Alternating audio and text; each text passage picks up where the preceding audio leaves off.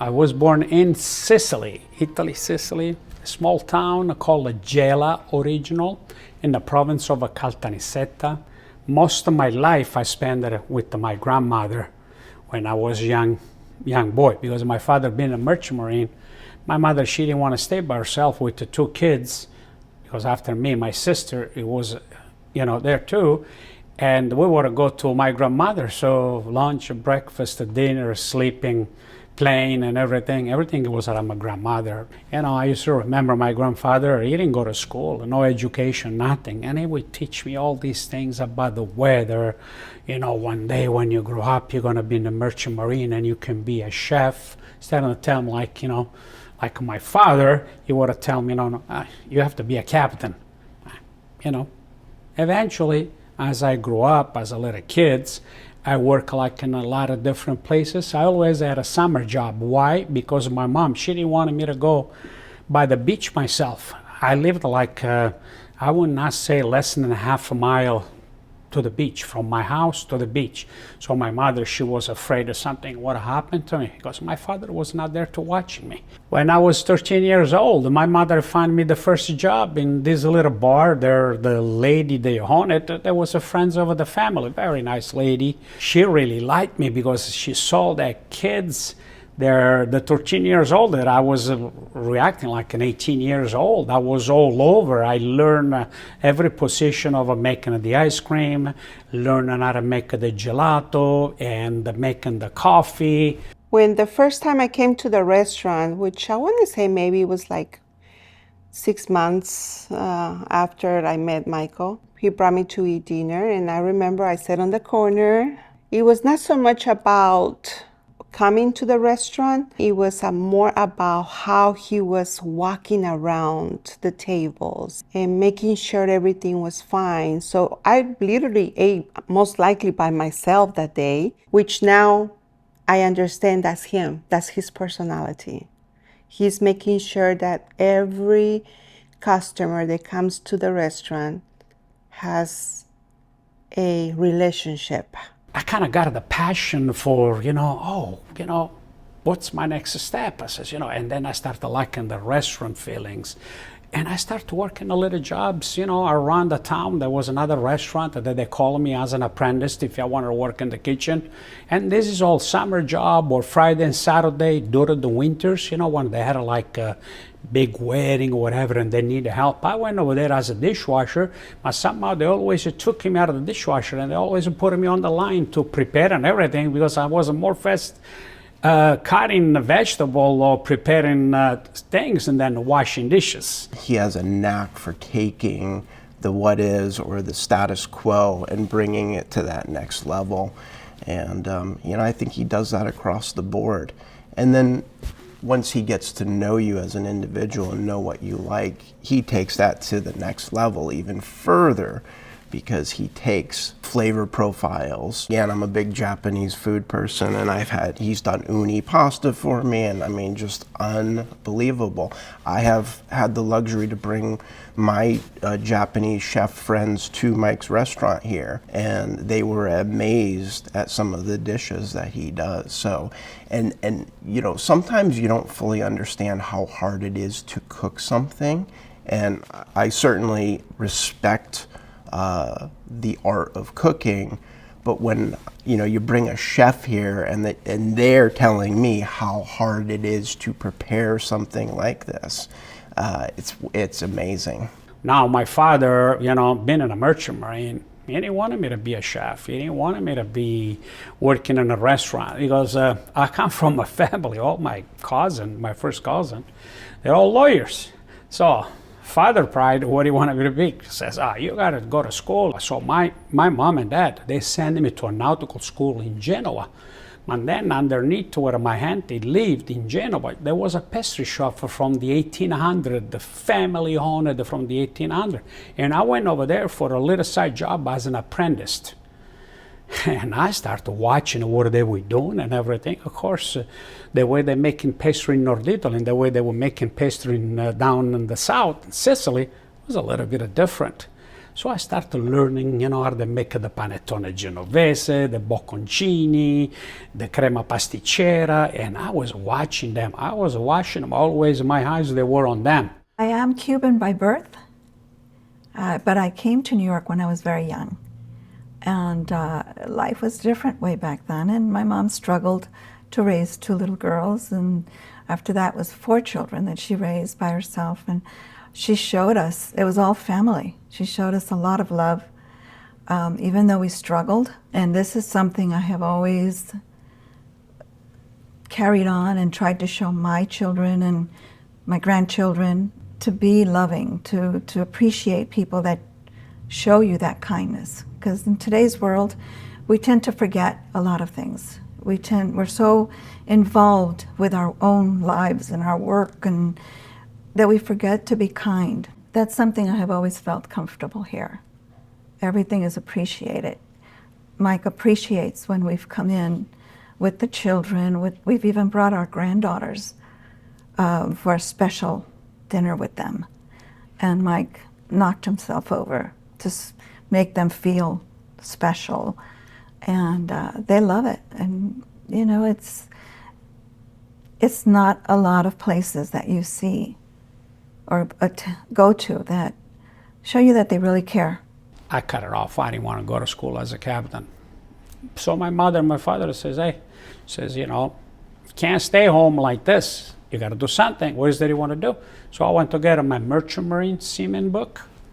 I went to do the trial for swimming and all that, and I got a job. So I started working on the ship, and I kind of like it. I like it. The money was good. My nice clothing at the time. I was young. I worked in the Merchant Marine until I was like a 23. And then I see the opportunity in Italy. For me, they're very little to open a business.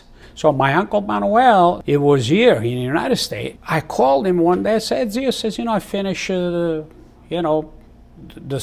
my contract with the ship. I'm going to come and visit you. Is okay if you come to California vacation, blah, blah, blah. I said, yeah, just to come over. He says, we'll go to Disneyland here, At that time, Magic Mountain, he invited me. I was 24 years old when I come over here. Remember 1984, never forget the date, October 24, 1984, I came over here.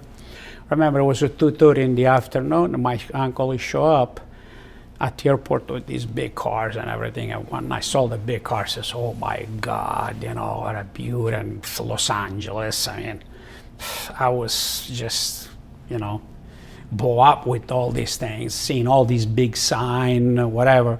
My uncle says, Disneyland, he says, we're going to go next month. He says, I'm here for a little bit. He says, tomorrow we're going to go to a restaurant where I work. I told everything about you. The next day, you come in the afternoon, whatever, in the morning. The next day, start to work very well. See, and I don't understand. I don't speak very well to me. Not everybody going to learn more than me. So I give a car. I give my car too for drive, because he have a car. I give the car for dry, everything. So there was this restaurant, I remember, a Port's Call. Used to call a Port's Call. I don't know, what are they doing now? Today, my uncle was working there as waiter, so I met this gentleman, the owner, and he says, hey, why don't you come in, and show us how to do this and that. So I come in, I started making a fresh pasta. Like I never see me making a fresh ravioli, homemade ravioli, homemade gnocchi, homemade fettuccine. I did everything by hand. So another restaurant, he calls me and says, hey, he says, you think you can come and help me how to do pasta, this and that. So I was going to this restaurant at night. I would have finished this job. And I saw the dream. I says, oh my God, this is gonna be good. And I didn't work by the hours. I did everything by the trays. So I would charge, let's just say, 4 trays of gnocchi that I would make for you, dumpling. You gave me $100. You imagine it? The minimum wage was $3.25. I was making $100 with the 4 trays of gnocchi, 25. Of course, they would resell. It's a restaurant. So I got place for making pasta, another place to making like a cannoli shell. I got a guy that he wanted my cannoli shell, so I was going to his place. I remember there was a little pastry shop, Italian shop called the Mamma Mia, and I would go over there and making some stuff for him. So at nighttime, they would give me the key. I would go doing the production at night, 3, 4 o'clock in the morning. I was already done. I would go to sleep because at 11 o'clock I had another job. When I started my work, every week I pull him up the check. Ti prendevo la check e save on the bank for Mike. After 4 years and a half, whatever, you have a good money. Save good money. First 4 years over here, I already bought my first house. I was very proud in 4 years of what I did of myself. More I was speaking English, more people I know it, got a better contact. People start to tell me, hey, can you make this? Can you make that? I went to work for another gentleman here, Carlo Borelli. What a wonderful family. I started as a cook over there because Mr. Borelli was the owner, he was the chef. And I remember he says it to me, I says, I don't want you in the kitchen. He says, I want you on the floor. He says, what do you mean? He says, no, you go on the floor. You go and sell on the floor because you're good. He says, I like what I see from you. And wow, Mr. Borelli says, you're not coming back to the kitchen. You sell all the food because, you know too much. And it's easy to explain to the people what they want and things. So people that would come, I had my clientele where it says, hey, Michael, you make me the dish, you make me this, we're 4 people. People that would start calling and order the food through me, and I would pass to the gentleman and says, hey, tonight I need this, and that. That's how we start everything. My husband and I came here so often when we were both working, and we were both in engineering, and we'd come in here sometimes 3 times a week, and we were exhausted, and we'd sit down and had gotten to know Mike, and Mike had gotten to know us enough that we could come in and say, feed me. I don't want to make decisions about a meal. And Mike might ask a few questions or he might not, but he knew us well enough that he would bring us just what we needed. It might have been fish. For my husband, it would have been a steak, some beautiful pasta, some vegetables. But that is the kind of relationship that we built with Mike, was just feed us. And I eat the spot done working for Antonello restaurant in South Coast Plaza. It was the in place. And I went in as a captain. Over there we would do everything at table side.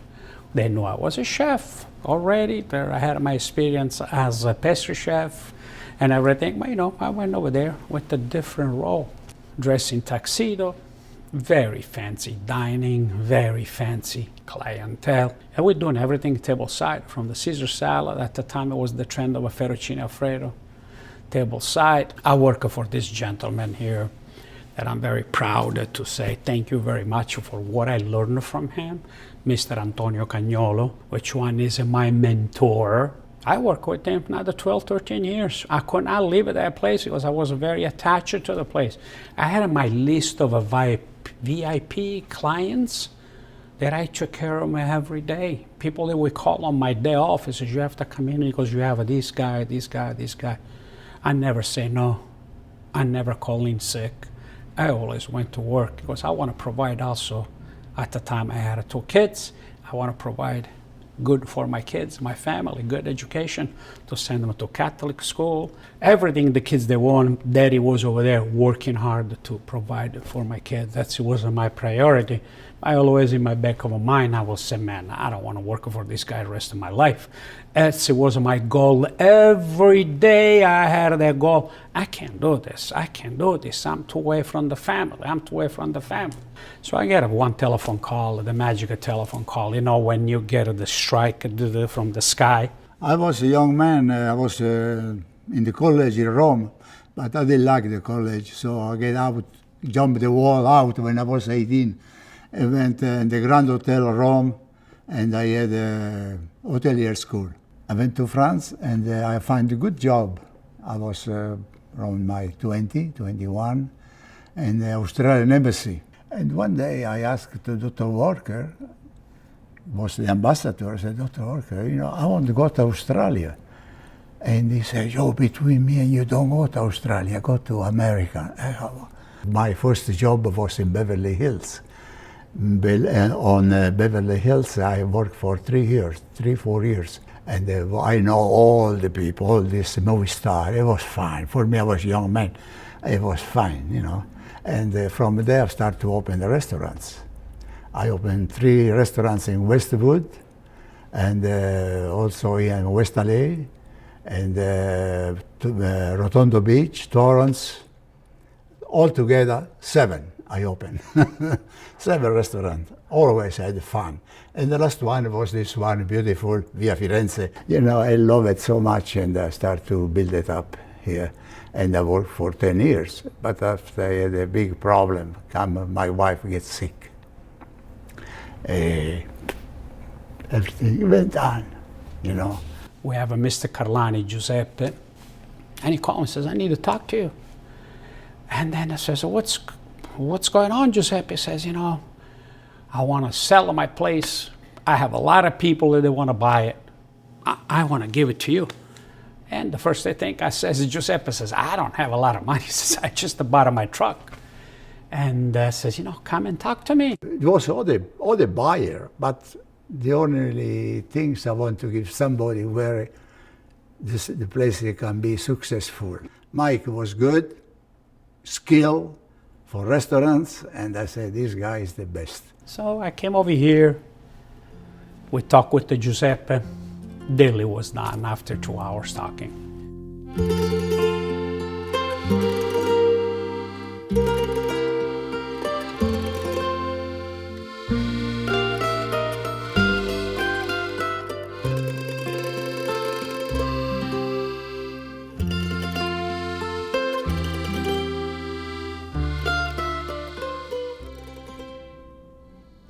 Risk is something that it takes so many, different personalities, they can do it.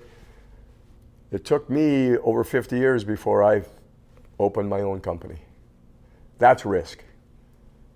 That's going on a line. That's putting it all out there. And I think, you know, we all know about the restaurant business, and we hear and we read, and the margins are so small, and this, and it's tough to make it, and it's the #1 failure rate. Everything is so negative. And you got to have belief in yourself. You got to have belief in the people around you. You got to have the belief in your craft. And Chef Mike, that risk must have been incredible to take. But then when you see the finished product now, you know why he did it. I'm from Peru originally. I came when I was only 16 by myself, and I went to live with my grandmother, and she actually was just on Social Security benefits. So she didn't really could help me at that time. I had to work ever since I came to the United States. I completed my high school and worked in the evening after school. After that, I went to college and became an accountant, and did it all by myself. So that's what I see the similarity, because he worked hard, and I worked hard I've been working since I was 15. Certainly a lot of perseverance because of, you know, language and culture and learning a new environment and pushing the boundaries of what you can do as an individual and a human being.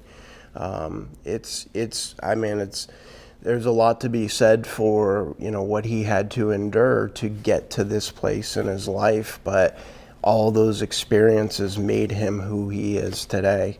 And I'm not sure the restaurant would be the same if he hadn't gone through all that. My career was in the aerospace business, and a major portion of that spent launching rockets, and really, you know, as part of a launch team.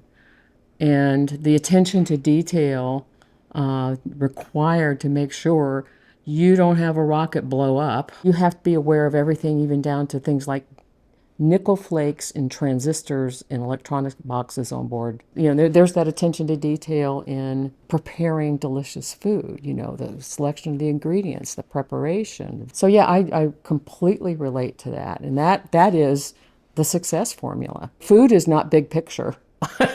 Food is not looking at the big picture. Food is having a vision, but then having the ability to execute the details. You know, I didn't go to school to become a chef. Man, I learned the hard way. 6 months with you, 6 months with somebody else, 6 months with another guy. Man, I work with a lot of different people.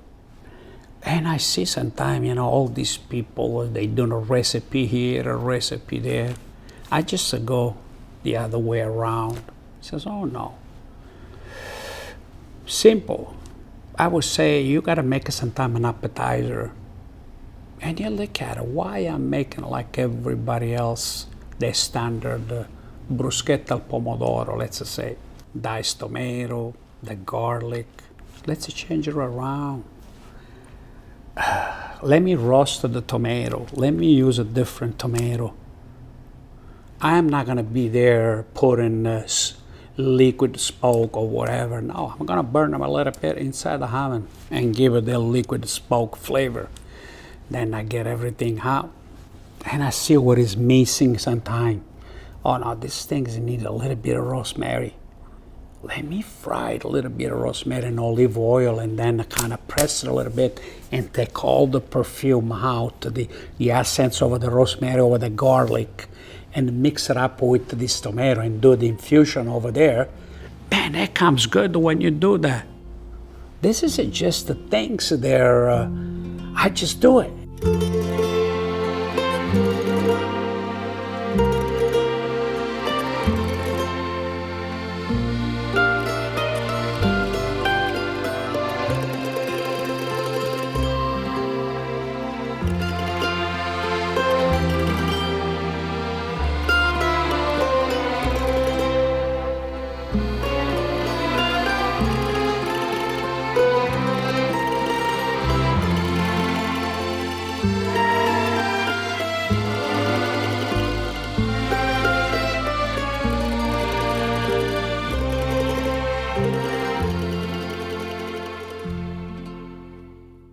For many years, I had a day job that was very intense. Get up very early in the morning and come home pretty well drained.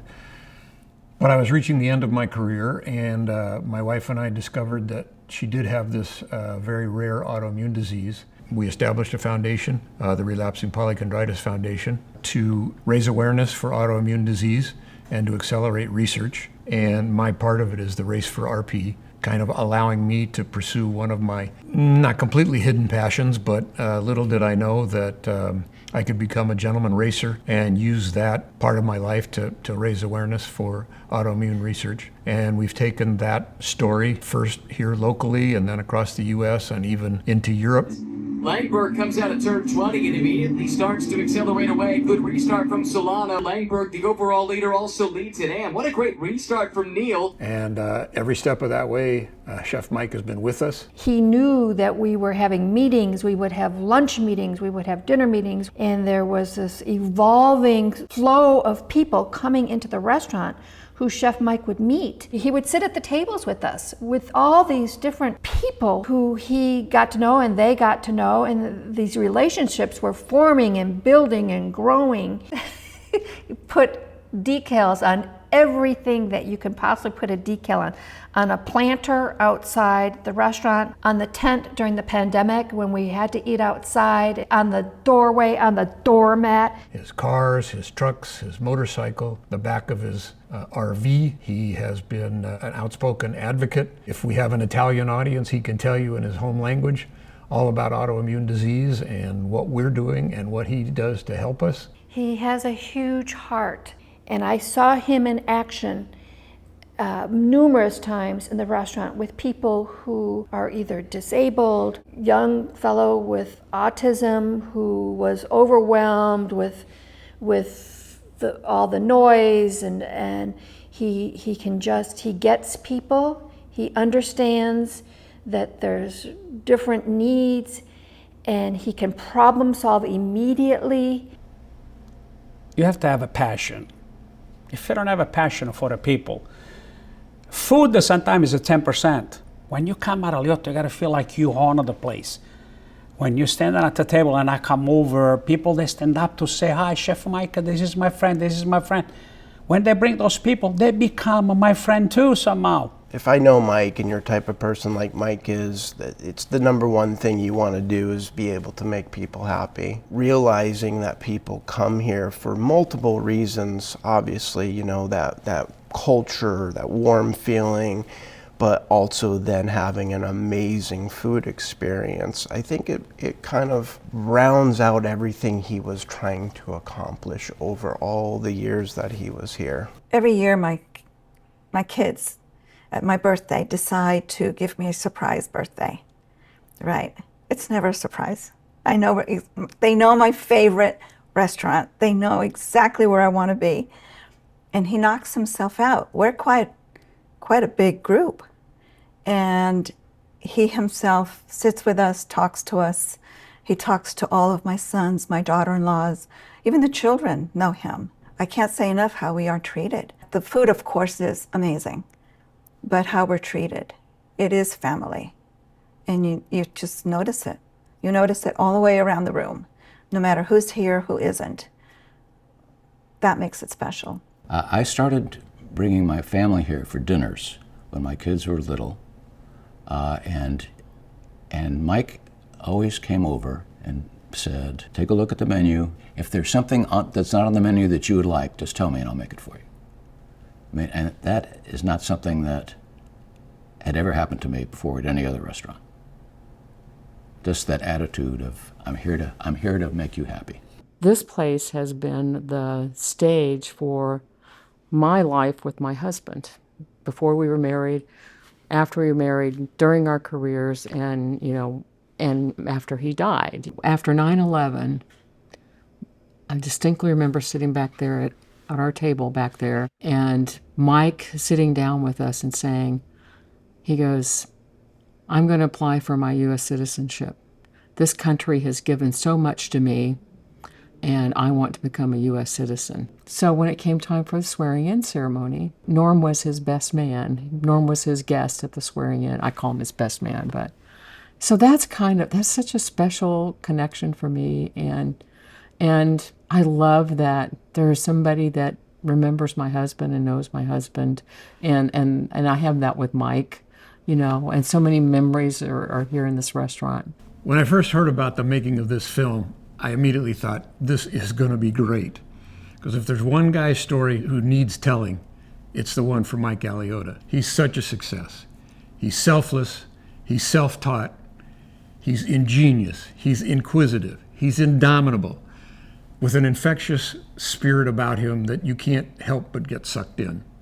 And he's also got a heart as big as the ocean that he used to sail when he was in the Merchant Marines. I recalled that there were a series of beer commercials that used to run on television a number of years ago, and they all featured the quote-unquote most interesting man in the world. I'm here to tell you today, I know the real-life version of the most interesting man in the world, and that's Mike Aliotta. Unlike those commercials, there's no need to make up any stories about Mike. He's lived them. Who else could establish and run a successful restaurant for over 25 years in uber-competitive Southern California? This guy. He's the best there is. I've relied on him. I have relied on him. He sees things, he hears things, he knows things. In the restaurant, if he smells something, if he hears the car, if he hears a baby, he can do magic tricks for toddlers who are cranky and hungry. He has this ability to know what is going on all around him. He's a very good man. He was work with not only with his hands, he worked with his mind, because he's very intelligent, that guy. That's why he's in this place. He got heart, he got very good. He always asks me for my family and how's your family do. Sometimes I feel like he's my brother. If he calls me, if he needs me, he need me, I go anywhere he wants. Because he's a good man, and that's it. I go. No matter how far he go, I'll go with him. He's got the biggest heart in the world, you know. I mean, I have experiences with my kids. I mean, you know, he's always doing something for them. Their birthdays, during Christmas, he's become like family to us. My kids look at him and it's like, you know, it's someone very special in their lives. And, you know, same way for me too. I feel blessed that I crossed his path in so many aspects.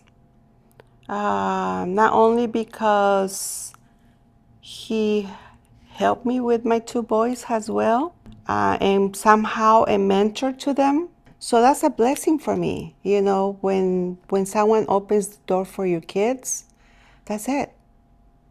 That's what else do I want? We both learn a little bit from each other. But one of the things that I have learned the most is from him is not to think too much about what's going to happen tomorrow. Just deal one day at a time. And I think that's one of the blessings that I can tell you that I'm learning from him. Let's just worry about today. Tomorrow we'll figure it out. Tomorrow we'll find a solution. And when someone brings that balance back to you, I think it's a blessing. When he has a stove, that's all he needs. That's all he needs. It can be one single pot. In my life, I've been fortunate to work for the same company for 45 years, the Los Angeles Kings hockey team. I was a player for 10 years. I moved into the broadcast booth. And we were fortunate enough to win 2 Stanley Cups. Well, Mike was part of both of those. First one is just a caterer, because we held it at a private residence. But the last time we won a Stanley Cup, 2014,